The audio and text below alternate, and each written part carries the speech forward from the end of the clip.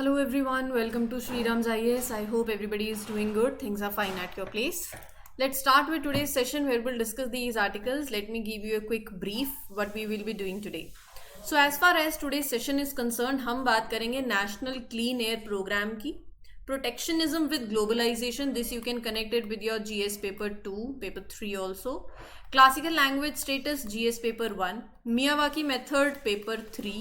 And Tirupati stampede को लेके article है. सो हमारे लिए जो इम्पोर्टेंट है कि why do stampede take place और how does this human psychology lead to stampede. तो ये कुछ सवाल बनते हैं जो आप अपने आंसर राइटिंग में यूज कर सकते हो कि what else can be done, how space contributes to this and how you can prevent this, right? So this you can connect with your mains as well, mains only, जो आप मतलब आप answer लिख रहे हो लाइक पेपर 2 में, paper 1 में. तो एक होता है ना कि कुछ धनिया होता है जो आप सब्जी के ऊपर डालते हो और सब्जी की सुंदरता बढ़ जाती है. तो वैसे ही this particular article is like that thing for you, जिससे आप अपने आंसर्स की वैल्यू को एनहांस कर सकते हो. So this will be a topic of discussion for today. Please mark your attendance by liking this lecture. You have comment section, you can share your feedbacks and to mark your attendance एक thumbs up sign होगा, उस पर click करेंगे, आपकी attendance mark हो जाएगी. ठीक है जी. सो Shriram's IAS is serving the nation since 1985. You can trust the quality content that is being shared with you.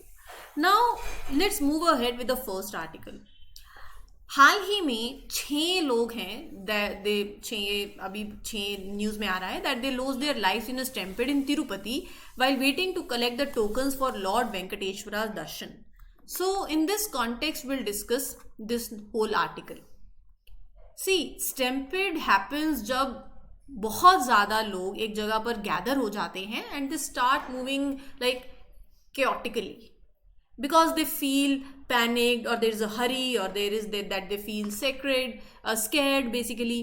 So that is why it happens. Now there are several other reasons for that. Why do this takes place? Let's talk about that. So stampede क्या है पता चल गया. Chaotic और uncontrolled movement जो हो जाती है लार्ज क्राउड की, ओफन पैनिक हो जाता है या बहुत एक अर्जेंट रश हो जाता है that you have to move. So तब स्टैम्पेड हैपेंस. नाउ मान लो कोई एक जगह है, एक वेन्यू है, उसकी एक कैपेसिटी है, एक सेफ कैपेसिटी है, 1,000 लोगों की कैपेसिटी है. आप वहां पर अगर 500 लोग कर दोगे, you are exceeding the capacity. That is dangerous, right. So जब बहुत ज्यादा लोग गैदर हो जाते हैं इन अ कन्फाइंड स्पेस, तो वहां पर द रिस्क इंक्रीजेस. और फिर क्या होता है, there is inadequate planning, there is lack of the effective crowd control measures also. मतलब क्राउड तो हो गया, अब क्लियर एग्जिट्स नहीं है, डेजिग्नेटेड वेटिंग एरियाज नहीं है, तो वहां पर सिचुएशन फिर और ज्यादा एग्जर्बेट हो सकती है. Like poor organisation, it often leads to confusion हो जाएगी. जो वहाँ पे अटेंडीज हैं उनके बीच में एक you can say bottle NEC will create, sudden panic हो जाएगा. Someone start shouting, people think कि देयर इज अ डेंजर, और फिर क्राउड एकदम से कहीं पर भागता है, डर के भागता है. जब एवरीवन ट्राइज टू रन और they move at the same time, तो क्योस होता है, लोग गिरते हैं, किसी को चोट लगती है. So that is what happens. कभी कभार पाथवे इतना नैरो होता है कि वहां पर गेट है, फेंसेस हैं, वॉल्स हैं, so they block the flow also, right. Traffic jam एक तरीके से आप लगा सकते हैं in that crowd. So when people can't move freely, it increases that risk of injury, right. अब how does this human psychology plays a role in this stampede? What often comes down is लोग बहुत basically they feel scared ना, तो they react and they react very quickly and then they start running, they start moving fast. तो वहां पर ना एक chain reaction create हो जाता है. अब एक चल रहा है तो दूसरा भी भागेगा, राइट. अगर वो होता है ना कि अगर सामने वाला ऐसा चल रहा है तो मैं भी चलूं, उसको लेके 4 लोग और आ जाते हैं, राइट. दे डोंट नो कि हो क्या रहा है, वो भी कुछ भी नहीं पता. बस people tend to copy others, specially जब स्ट्रेसफुल सिचुएशन आ जाती है. तो दूसरा, जब ये स्ट्रेसफुल सिचुएशन आती है, जैसे सडन मूवमेंट हो गया, लाउड नॉइसेस हो गई या फॉल्स अलार्म बज गया, तो it scares people also. So when people think there is a danger, they feel हमें बहुत जल्दी भागना है, फिर हर किसी को भागना है, फिर क्योस होता है. लार्ज ग्रुप के अंदर लोग ना लॉजिकली सोचना बंद कर देते हैं. they act based on what the crowd is doing. So group behavior overpowers the individual thinking also. For example, there is a person who usually stays calm in a difficult situation also, right? But when it comes in a big group, they also get panic. They also matlab, they push if others are doing the same, right? So when people feel na that they are in danger, ये natural instinct है to save, and यहाँ पर this fear overrides cooperation. So there are these points when panic spreads quickly, external triggers might be there, group behavior overpowers your individual thinking, and the fourth one is when fear overrides the cooperation, right? So there are certain reasons for that. ठीक है, so ये सारे points you can mention and rest यहाँ पर लिखे भी हुए हैं. I am explaining it to you, but yes you can have your own notes. Now एक और सवाल भी उठता है, जिस तरीके से वो जो स्पेस है अगर वो ऑर्गेनाइज्ड है, now the way that space is organised that also creates a very big difference in preventing the stampedes और making the situation, you are preventing the situation to get worse also. क्या होता है, जब भागते हैं तो exit बहुत narrow होती है, और अगर एग्जिट बहुत ज़्यादा छोटी होगी और there are obstacles in the way, people will get stuck, right? So blocked pathway is one of the reason how this space is contributing to the stampede. दूसरा, now if spaces aren't design to guide the people properly, तो poorly designed movement flow भी होगा, राइट? दो crowd है, now if two crowds are they meet in one spot without clear direction, now it will lead to confusion, it will lead to pushing, panic, फिर bad lighting or low visibility, these all are the things. Now the question arises how we can prevent them. Let me change this for you so that you can have, yeah, so how we can prevent. पहले तो you need to have this even small crowd management, ये बहुत ज़रूरी है, common है ये, आप अपने आसपास देखते हैं, right? Control the size of the crowd, organize lines, monitor the crowd. जो venue design है that should be better also, better venue design. ठीक है? Educate and use technology, teach people safety rules, avoid long lines. देखो online ticketing का option किसके पास नहीं है, सबके पास होता है, लेकिन हम करते नहीं हैं. अवॉइड दिस कि आप फिजिकली जा रहे हैं, टिकट ले रहे हैं, go for online ticketing. There are apps, आप टिकट करोगे, इट विल हेल्प कि आप रिड्यूस करोगे जाना, वहां पर लाइंस पे लगना नहीं पड़ेगा आपको. And to inform the people about the safety updates, alerts भेजो उन्हें. So these all things can be done.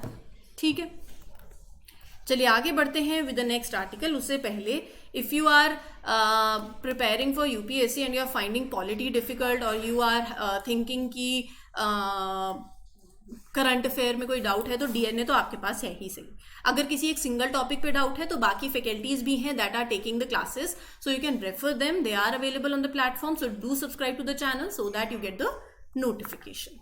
ठीक है, नाउ विल टॉक अबाउट कि इंडिया अचीव 26.84% रिडक्शन किसमें, particulate matter के levels में from 2019 to 2024, with national clean air program cities showing a 24.45% improvement due to targeted interventions.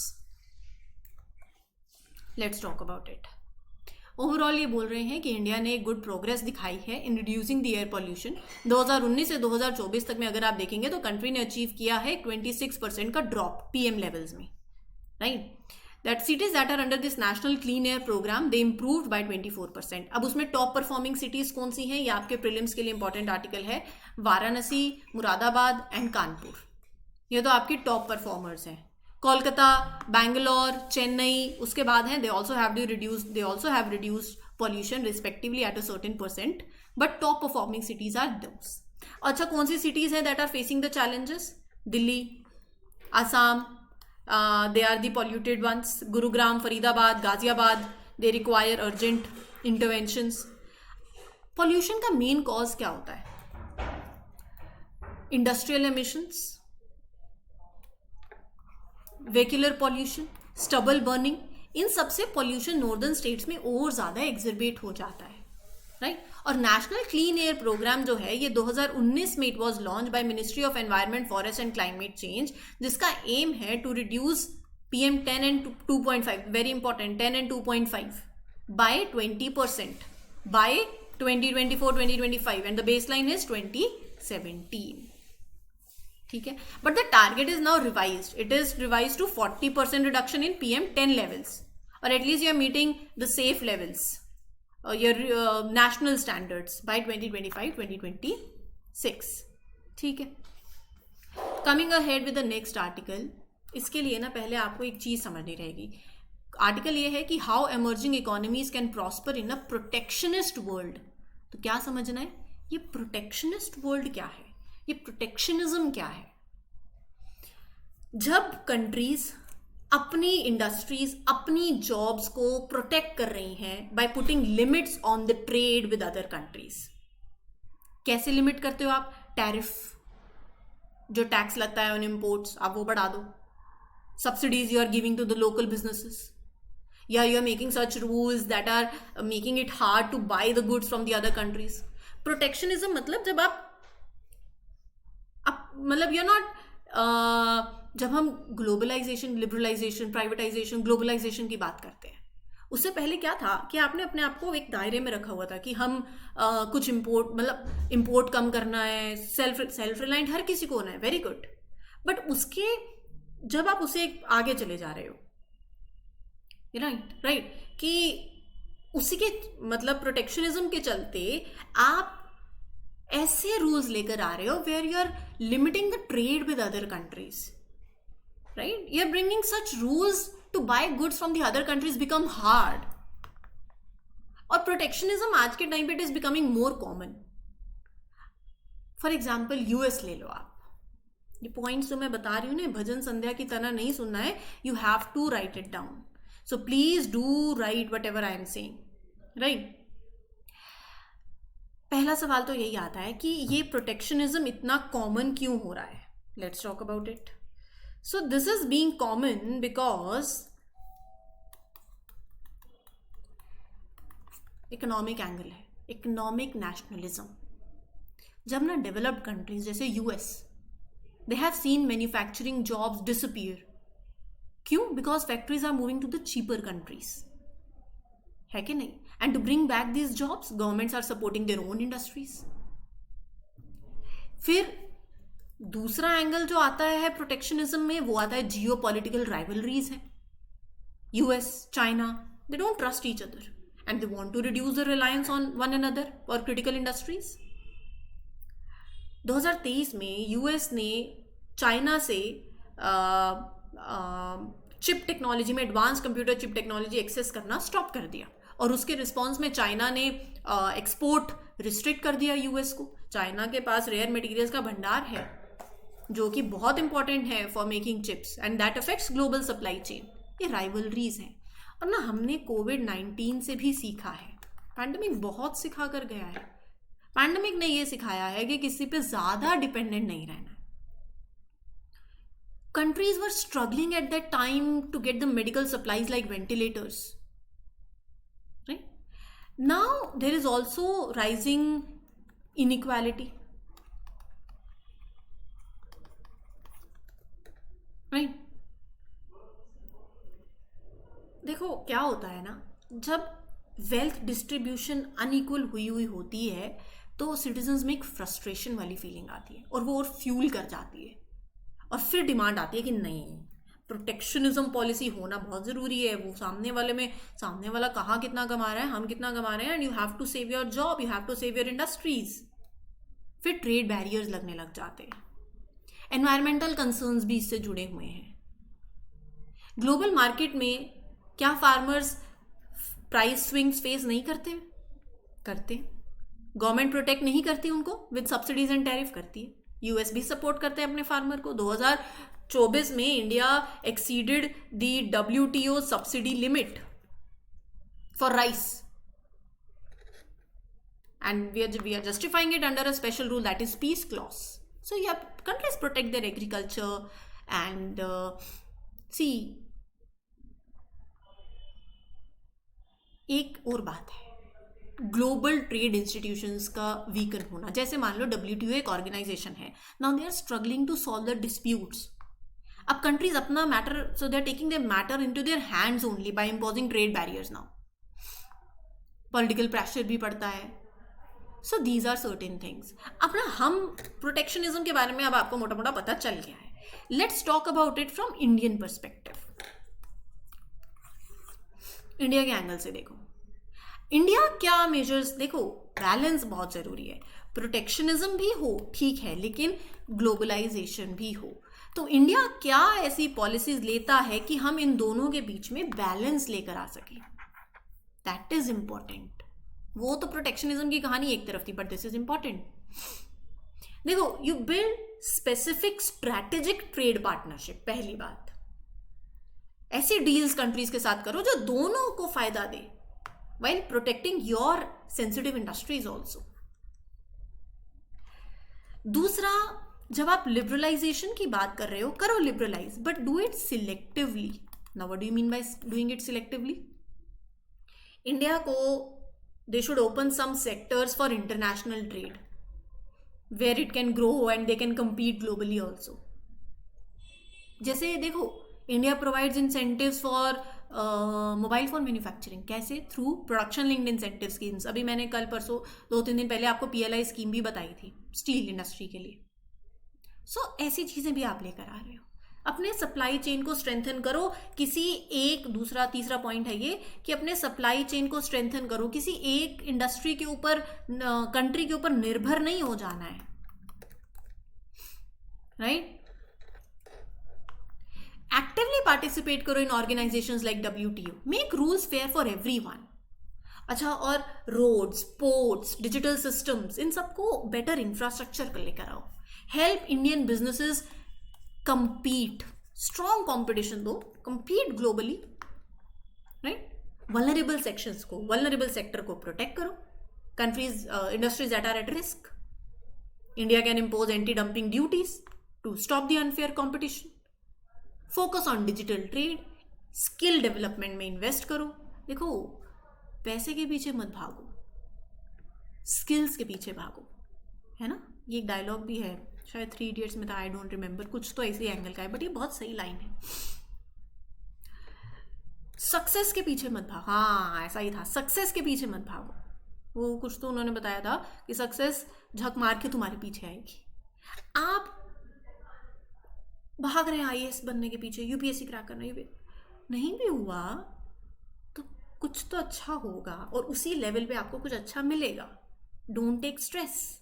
लेकिन इस journey में जो प्रीलिम्स पास आ रहा है, कुछ फोकस मत, कहीं और फोकस नहीं करना। Focus on your self, focus on enhancing your knowledge, focus on enhancing your, increase your productivity. आप डेफिनेटली देखना उसमें आउटपुट मिलेगा आपको। 5 लोगों को देके घबरा जाते हैं कि इनमें 50 लाख ले लो, आप चाहे कितना नंबर 5 लाख ले लो, उनको देके घबरा जाते हैं कि नहीं, आप अपने पे काम करो बस, है कि नहीं? सो ऐसे ही इंडस्ट्रीज को बचा के रखें, प्रोटेक्ट करके रखें, इससे अच्छा वो तो ठीक है, बट स्किल डेवलपमेंट में इन्वेस्ट करो।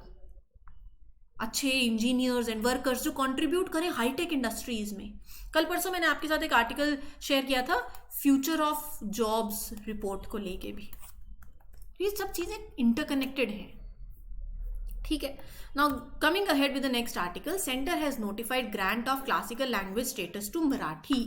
Now in this context will discuss classical language. Union government ने एक ऑफिशियल नोटिफिकेशन इशू किया है confirming that Marathi as a classical language. Now क्या क्राइटेरिया होता है जब मैं किसी लैंग्वेज को क्लासिकल लैंग्वेज हम क्वालिफाई करते हैं? पहला, the language must be over 1000 years old. जैसे 2004 में तमिल वॉज डिक्लेयर्ड। उसका एक रिच सिग्निफिकेंट कलेक्शन होना चाहिए एंशियंट राइटिंग्स का, जो कि जनरेशंस तक आगे वैल्यू किया जा रहा है। It should not be borrowed from the other languages. 2005 में संस्कृत डिक्लेयर करी। The language must be 1500 to 2000 years old. Rich literature हो, अलग हो, कॉन्टिन्यूटी हो। फिर 2004 में क्राइटेरिया अपडेट हुआ। 1500 से 2000 ईयर तक का तो लैंग्वेज का एज होना चाहिए। लैंग्वेज में कुछ नॉलेजेबल टेक्स्ट, इंस्क्रिप्शंस होनी चाहिए and it must have that uniqueness. इसी के चलते लैंग्वेजेस जो अभी तक रिकॉग्नाइज हैं, तमिल, संस्कृत, तेलुगु, कन्नड़, मलयालम, उड़िया, पाली, प्राकृत, असमीज, बंगाली, ये वेरी इंपॉर्टेंट 2024 में अभी पिछले साल ही ये ऐड हुई हैं ये वाली लैंग्वेजेस, और अलॉन्ग विद नाउ मराठी। पूरा फॉर्म आपको पता होना चाहिए। Now when you are adding these languages into the classical language, इसका कोई सिग्निफिकेंस है? बिल्कुल है। जब आप किसी लैंग्वेज को क्लासिकल लैंग्वेज में डाल देते हो ना, you protect it's writings and traditions and cultural identity. ये इंश्योर करने के लिए फ्यूचर जनरेशन भी उसको अंडरस्टैंड करे, उसको अप्रिशिएट करे, तो एक कल्चरल इंपॉर्टेंस जुड़ी हुई है उसमें। एकेडमिक रिसर्च और ट्रांसलेशन और स्कॉलरली एम्प्लॉयमेंट अपॉर्चुनिटीज भी और होती हैं, ग्लोबल अवेयरनेस मिलती है उसको, राइट। एकेडमिक लेवल पे, टेक्नोलॉजी लेवल पे सरकार भी सपोर्ट करती है, फंडिंग देती है टू इंश्योर कि वो प्रिजर्व रहे, उसमें रिसर्च हो और उसमें इंस्टीट्यूशनल डेवलपमेंट। ठीक है। Now going ahead with the last article of today's session, Prayagraj municipal corporation in Uttar Pradesh is using Japanese Miyawaki technique. किस लिए? डेंस फॉरेस्ट को ग्रो करने के लिए। महाकुंभ मेला आ रहा है, उसी के चलते नाउ कि ये जो फॉरेस्ट होंगे they are called oxygen banks. Environment clean हो, साफ हवा मिल जाए डिवोटीज को who are attending the event. हमारे लिए क्या इंपॉर्टेंट है?